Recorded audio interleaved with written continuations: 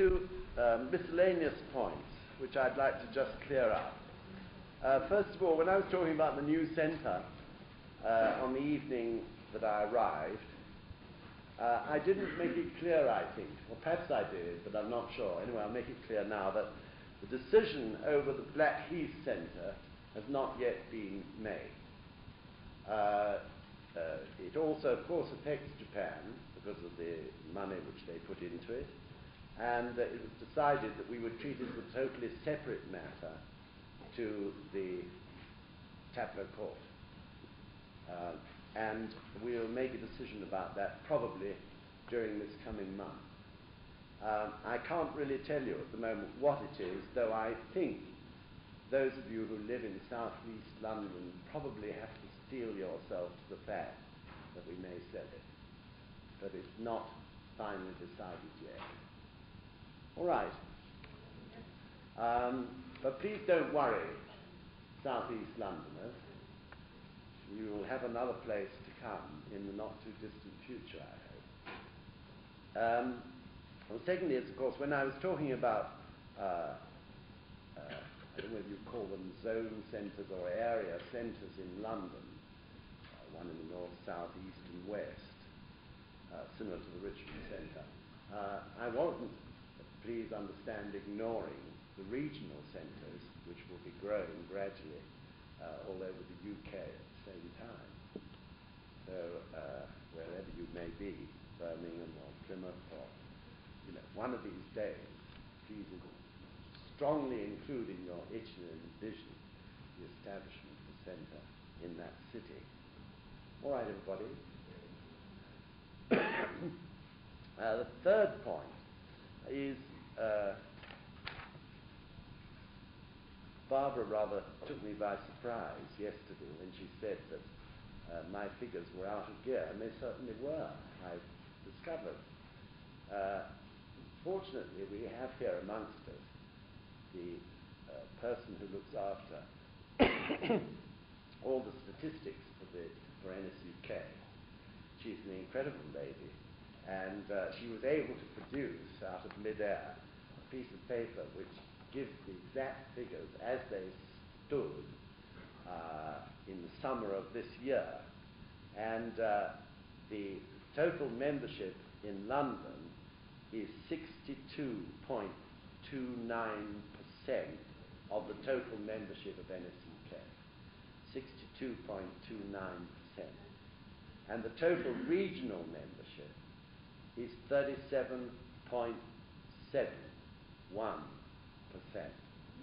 of the total of NSUK. So those are the exact figures. So regional members, you've still got a bit of way to go. All right. I'd like to actually take this opportunity of thanking Masato Yano for sitting, I think, 4 or 5 years now, quietly behind the scenes. She continuously keeps our statistics together. And it's an incredible service you do, Masato. So please stand up and we'll all give you a clap.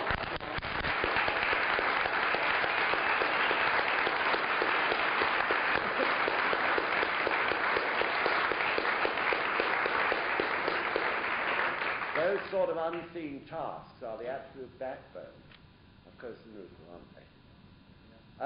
The last point I wanted to clear up was that after he got back to Paris the other evening, Dr Yamazaki telephoned me with a very sort of worried-sounding voice, and it appears that he got into sort of deep and complicated water somehow or other over the question of the title of overseas movements. And I don't think he really understands how he got into that situation. But I think it's important to understand, first of all, that Gicho is a scholar. Scholars have certainly different minds to my mind. And I've worked with him now for so many years and know him very well. And he has a scholar's mind. And he often thinks totally differently to me. And totally different sequence of thought. So I think, you know, he thought that you'd all thought about this problem of what, we should be called in the future.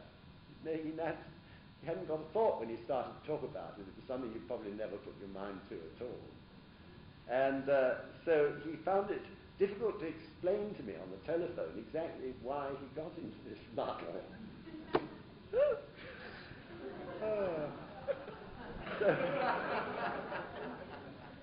So anyway, it's nothing that we need worry about too much.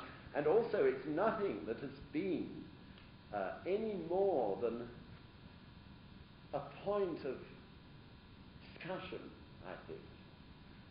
I've never heard it raised at all.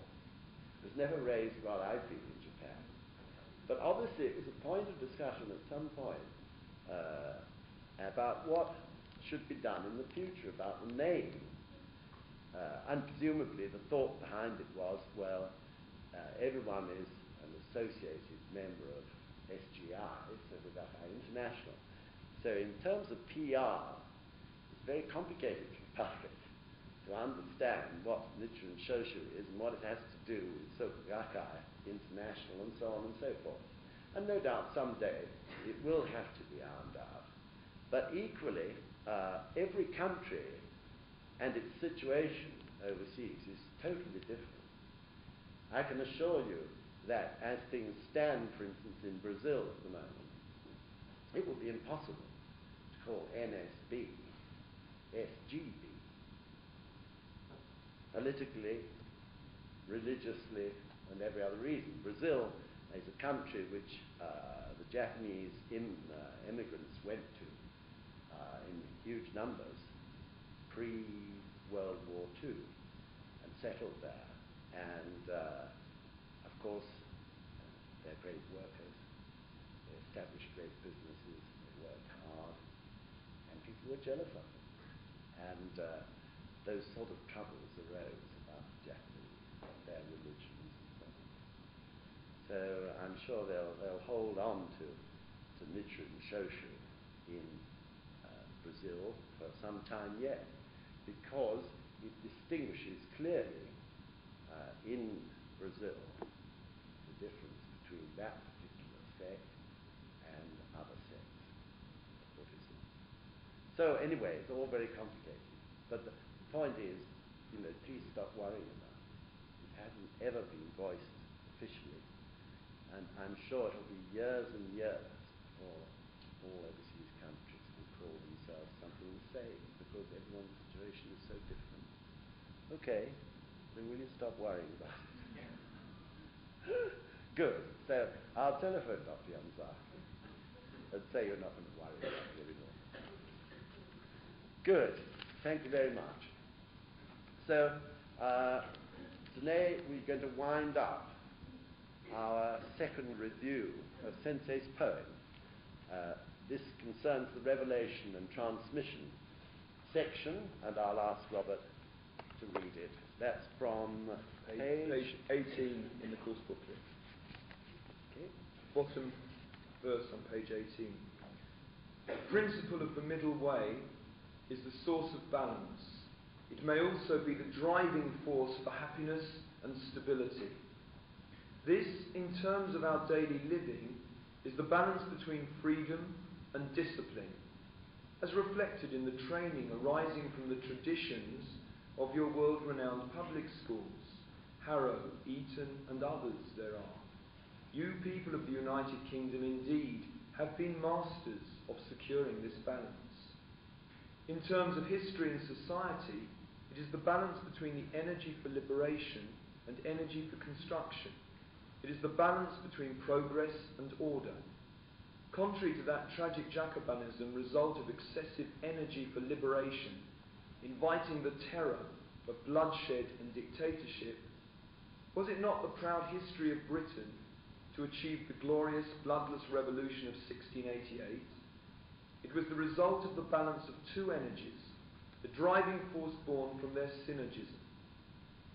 In terms of our Buddhist practice, a balanced view is beyond the perception of joy and suffering, beyond the concept of existence and non-existence, beyond the belief that life ends with death, and beyond the belief of souls immortal. This is the springboard of boundless value creation. This is the middle way, the royal road of orthodox Buddhism. In terms of the middle way of joy and suffering, to asceticism are we unrelated, for that is only suffering bereft of benefit. Nor do we accept hedonism, for that is base, cowardly and full of folly. Nevertheless, my friends, the middle way is definitely not betwixt and between joy and suffering. It knows no adherence nor predilection. Possessed of a power, the power to control joy and suffering at one's own will. And this, my friends, is the great joy of practice. Herein lies the reason for the middle way to be the royal road of one's own life.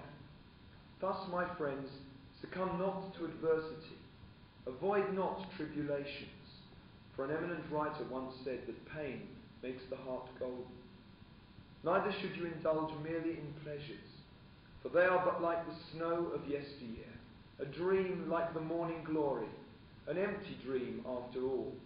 For the world of rapture always is the devil's nest. Oh, how mystic is our life, for subject to the state of mind, it may descend to the condition of hell, and may also ascend to the state of eternal happiness. For this reason, my friends, as the Daishonin teaches, suffer what there is to suffer, enjoy what there is to enjoy, regard both suffering and joy as facts of life, and continue chanting Nam Myoho Renge Kyo. Should we but follow these words, be not slaves of joy and suffering, but be the masters of them all, unperturbed, in rhythm with the one basic ultimate law, with compassion so vast to embrace the great oceans, with courage soaring even higher than the mountains, proceed on the royal road, the middle way of Buddhism, step by step, firmly and steadfastly. As the Daishonin says, unfurling the sails of the 3,000 conditions on the mast of the middle way doctrine, only when the sail of all phenomena is tied firmly to the mast of the entity of the one true principle of the middle way, can the ship of life sail the sure course of hope across every wave so boldly, across the oceans stretching into the future.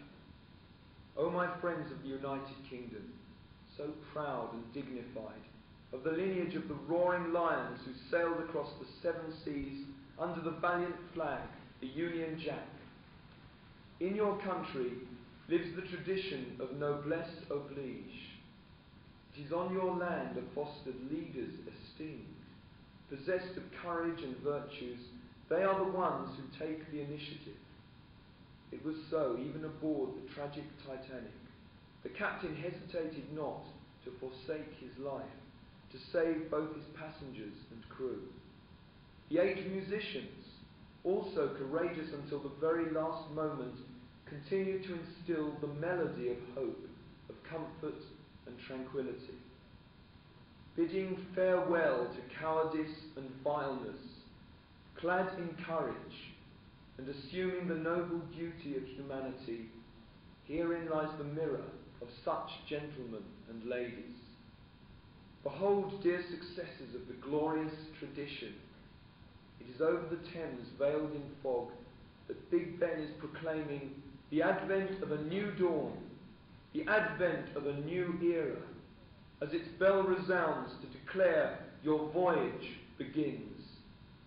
The channel is bathed with the radiance of humanity. It is the radiance of tomorrow, so bright and glorious.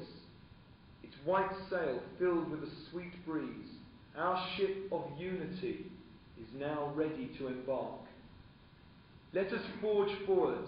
It is a spirited departure, to live up to the noblesse oblige as those emerging from the earth, and to live up to the noblesse oblige as world citizens, assembling in lively march with smiling faces, under the Union Jack, flying in the blue, to advance under this banner of peace, across the 7 seas and beyond, toward the century of humanity. Hail the fighters of propagation, dear valiant ones of shining eyes, travelling across the kingdom of Her Majesty. I praise you all from the depths of my heart. Also I am resolved to continue to protect you. Let the honourable order of happiness shine in your hearts for evermore. Let the brilliance of your glorious crown adorn your life for all eternity. Dissacred 2nd of June 1987 at the Soccer University European Language Training Centre. Thank you very much, Robert. I think we should give them a clap.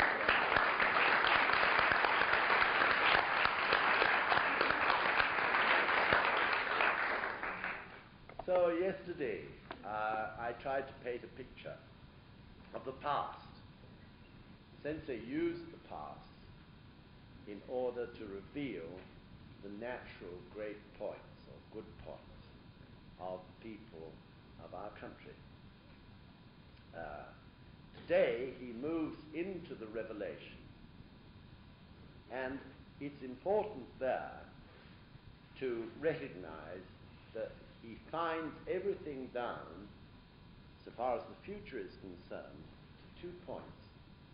One is the middle way, and the other is noblesse oblige. Noblesse oblige was a sort of chivalrous, originally a chivalrous principle. As I explained yesterday, meaning that if you have privilege in one way or another, that always entails responsibility. We are all privileged, every single one of us, because by some extraordinary good fortune, we were able to find the Gons. Therefore, we are privileged. We are privileged at this moment in that we are assembled before the Gons for this centre, for this European centre, the prime point, unity and peace of the European peoples in the future. We are privileged because it is our task to protect the Joju Gehonzen UK, which is at Richmond. This Joju Gehonzen is treasure. It's not easy to understand because it is a mystic thing. What treasure a Joju Gehonzen is. Of course, all Gehonzens are treasure. But the Joju Gehonzen is so specific, with every brushstroke dedicated to a specific movement in a specific place and country. So this is an incredibly significant thing. The Joju Gehonzen we look after, we are looking after as guardians on behalf of all the people of the UK. They don't understand that. But gradually, as each year passes, more and more of them do, and that will continue. Therefore, their gratitude to you in the future will be great. Because when they were still in the darkness, you were looking after this precious gold. Sometimes I get concerned. People come to Richmond and sort of rather casually pop in and do sun show in front of the Joju Gehonzen without a thought. That's their incredible good fortune, if they only knew it. They're able to be so close to it, so intimate. That won't be the case in the future. They don't think of that responsibility. That is, Gehonzen is not just for them, not just for NSUK, but for the UK as a whole. So truly, every time one goes in front of that Joju Gehonzen, one should be concerned about the happiness and prosperity of the people of the UK. That's what one is there for. Not just to solve one's own stupid personal problems. That's what one is there for. To make your great prayer for the happiness of the people of our country. All of us are fortunate. We have the Gonzo. We take it for granted. That's the trouble. We must understand. If we can understand the importance of the Jojo Gohonzon at Richmond, then that's half the battle for advancing Causton Rufu tremendously and strongly in the next few years. But we have to understand it. That is your job, each one of you, as leaders. You have to solve this problem in your own life so that you can then put that same spirit and attitude across to your members. Of course, I'm not saying that all of you are in that sort of boat. I know it's not so. Some of you feel it very deeply. And nevertheless, this is important, and it's particularly important for regional leaders. You're the ones who are far away. Whose opportunity to see that Jojo Gohonzon is less. So it's especially important for you. Every one of your members should come to London at least once a year. You should encourage them to do that. I don't believe that's difficult.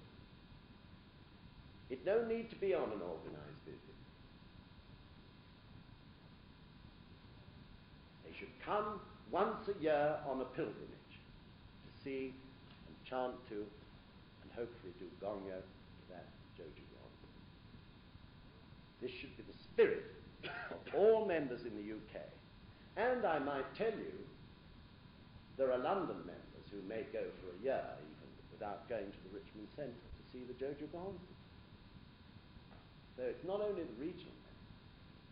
This is the prime point of Causton Rufu of our country, the prime point of the happiness of our people in the future. Please understand. And of course, it's prime point of the great middle way so far as our country is concerned. So Sensei says that the middle way which this Buddhism leads you to is unnatural for the British people in terms of the fact that they want to seek it and follow it in a natural way. Yesterday we were talking about how we hate extremes in a general sense. We don't like extremism. We're always seeking towards the middle way. But of course, sadly, if you look at our history, this has so often led to just a very weak sort of compromise, a wishy-washy sort of thing, where people try to find a middle way just by giving in over this and giving in over that and coming to a sort of stagnant, wishy-washy form of agreement with all the guts taken out of it. That isn't the middle way of Buddhism. The middle way of Buddhism is the way of perfect balance. The way of perfect balance. In other words, using life in all its aspects in the most perfect way.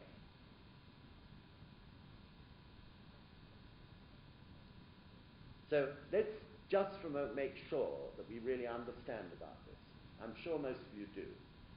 But the middle way is described by the three truths, isn't it? Keitai, Kutai, and Chutai. Tai is truth. Kei is the physical or material truth of life. Kutai, Ku, is the unseen aspect of life.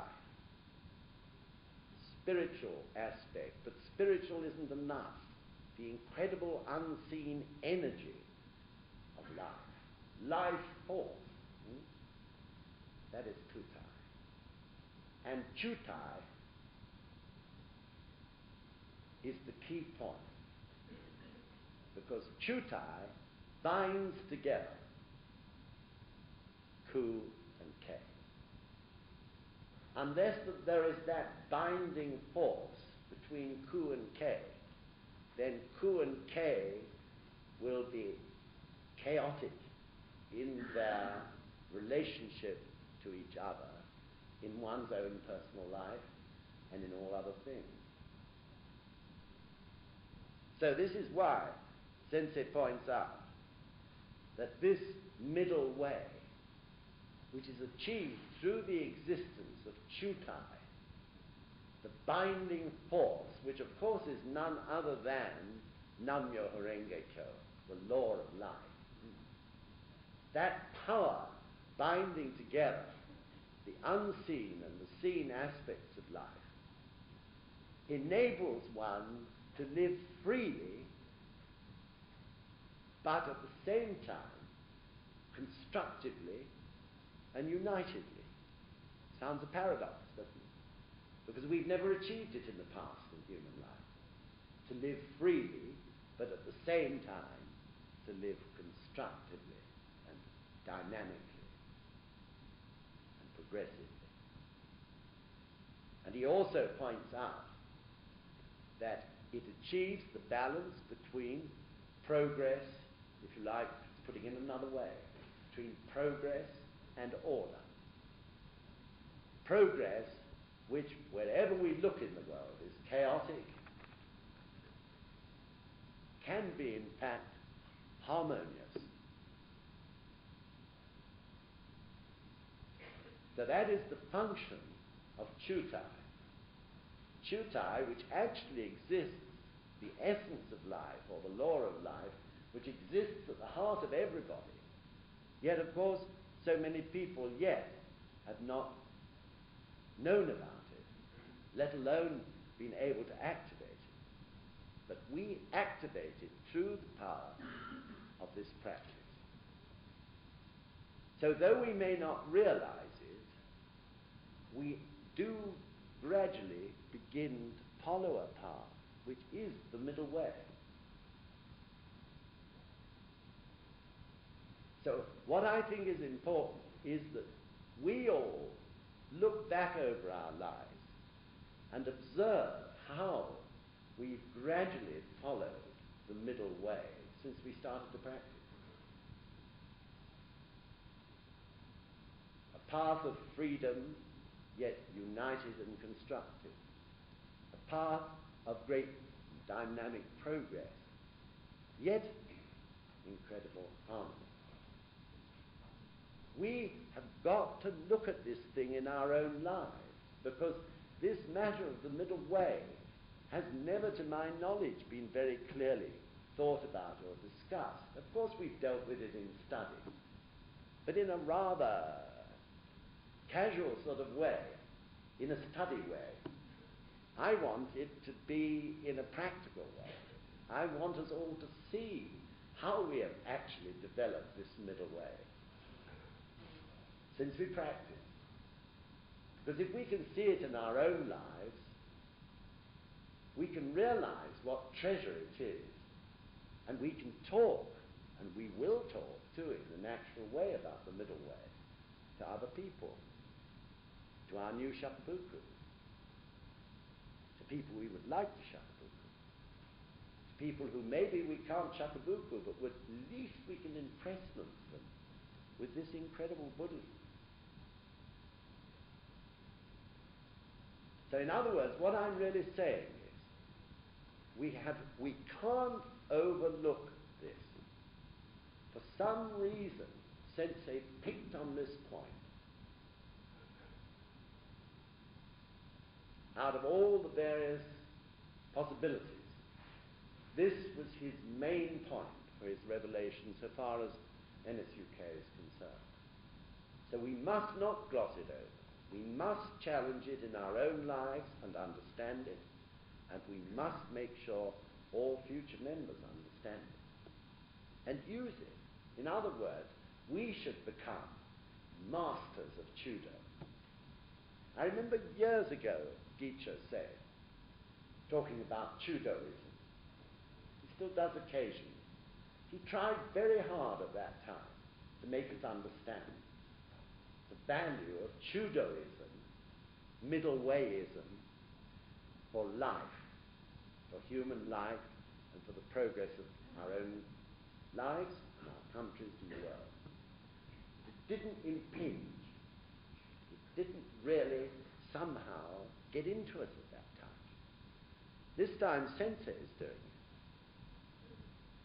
We can't gloss it over this time. We must catch it and make sure that we follow the middle way and that everyone else understands what an incredible power this Buddhism is that enables us to walk this tightrope, if you like, through all the problems and difficulties of life.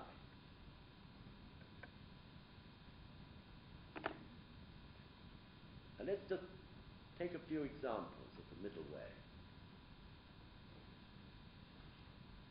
For example, the benefits of the Gohonzon are never ever at the expense of the happiness of anyone or anything else. Isn't that right? That is because the benefits of the Gohonzon arise as we pass down the Great Middle Way. The driving force at the heart of our lives is Chudo. Another point, perhaps you're chanting for some business project, or you want to establish an infant school.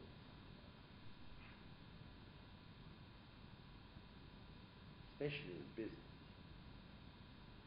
Benefits of the Gohonzon which arise never ever involve evading taxation or taking shortcuts which are slightly shady. Never anything dubious.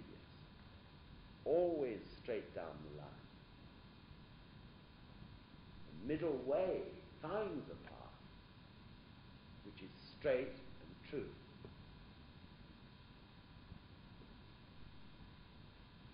Many times, Sensei has used, of course, the analogy of a tree, how it must grow naturally.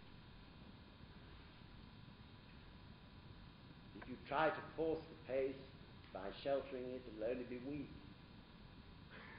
And I know you've all heard the story of the 3 cherry trees which they planted in Japan to prove what Mr. Toda said. One was in an enclosure, one was in a field, and the others on the side of a mountain.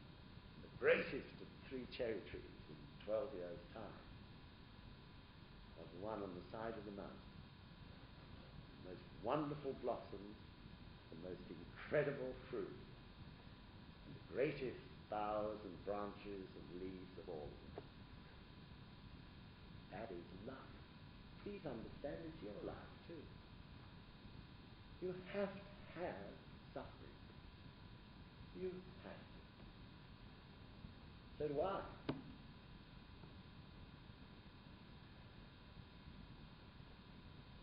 Sensei is often saying, don't become a slave to ways and means.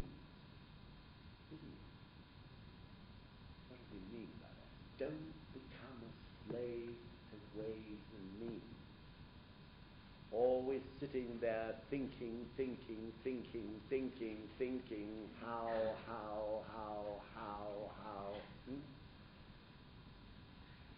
That isn't the middle way, is it? It's just using your brain. Then they say, you plant your goal or aim or target solidly in your life and in front of the goal. You make sure that there is nothing in your mind that gets in the way of that relationship. The Gohonzon, what you want to achieve, your goal, your, as you've heard me call it, golden vision. That's what I want my life to be like. That's what my life is going to be like. I'm going to make it like that. 5 years' time. In 10 years' time, I'm going to have developed it maybe to that. They're all so narrow, you see. We can't get our minds to open up to even think about 10 years ahead sometimes. Weeny little sort of narrow views. Yet there is Nichiren Daishonin, given us this great Johannes, saying just open your life. Expand it. What narrows it? Only this stupid, idiotic mind, isn't it? Open it. Open it. Open it. Open it. And just plant ahead of you where you want to get to. That's all that's necessary. And then you chant. Otherwise, your mind going round and round is just blocking everything. Blocking your wisdom. If you can live a life like that, if you can expand your life to live that way, then all these petty things that are worrying one from day to day will disappear. Because you know you're riding this incredible middle way.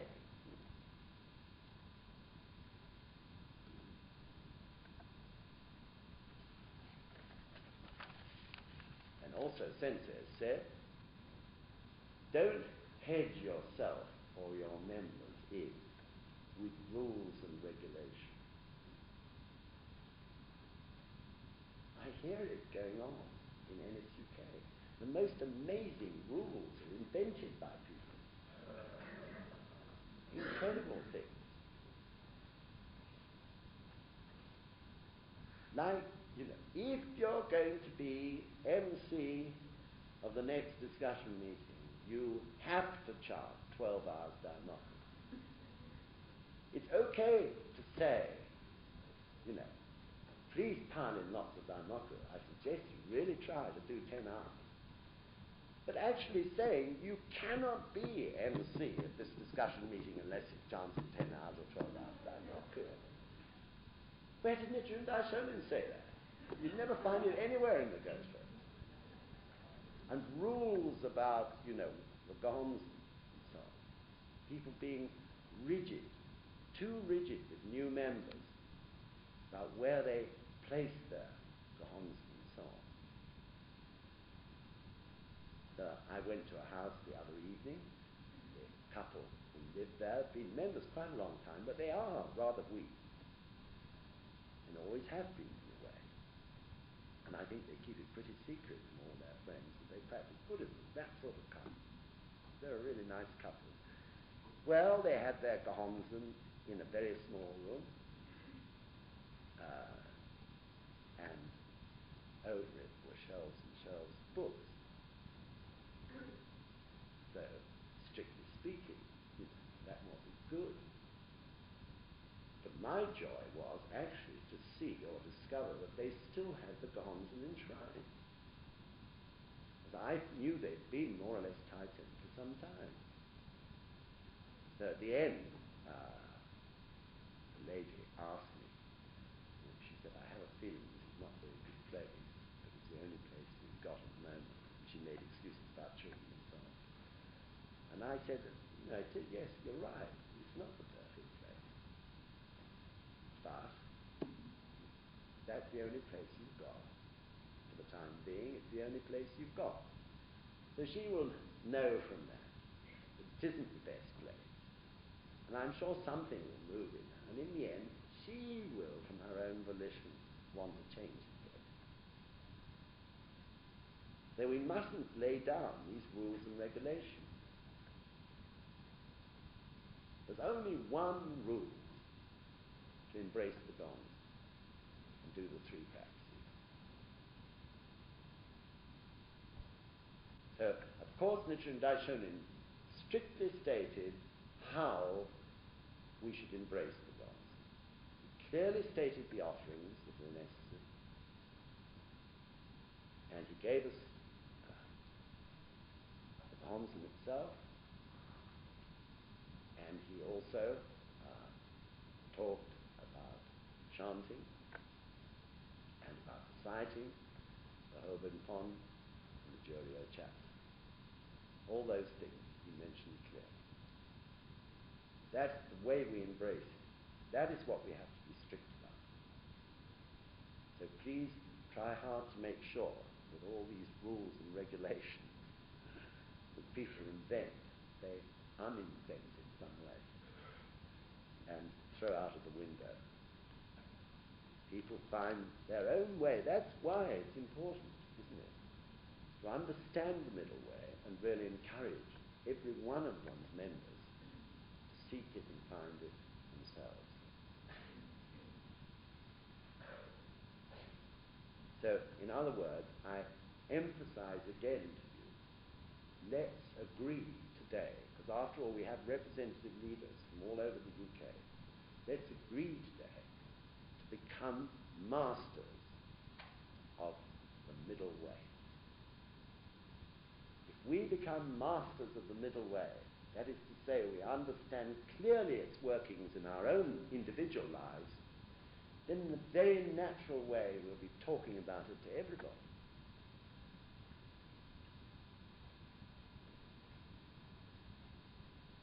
So I thought it would be a good idea to ask the UK Express to do a special issue, when I say a special issue, to devote one particular month's issue to the middle way.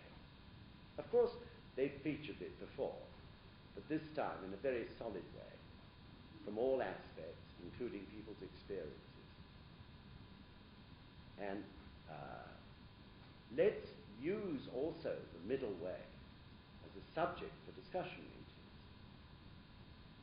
so that people get talking about it and understanding it.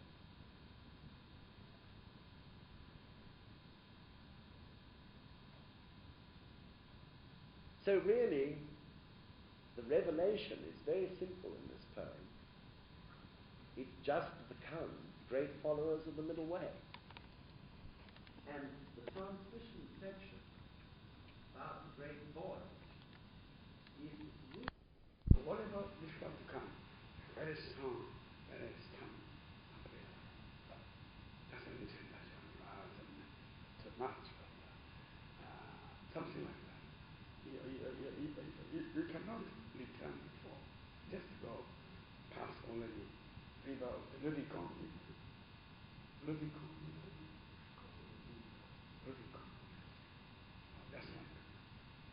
Just if you constantly feel something like greatness inside the state of the book, like always you feel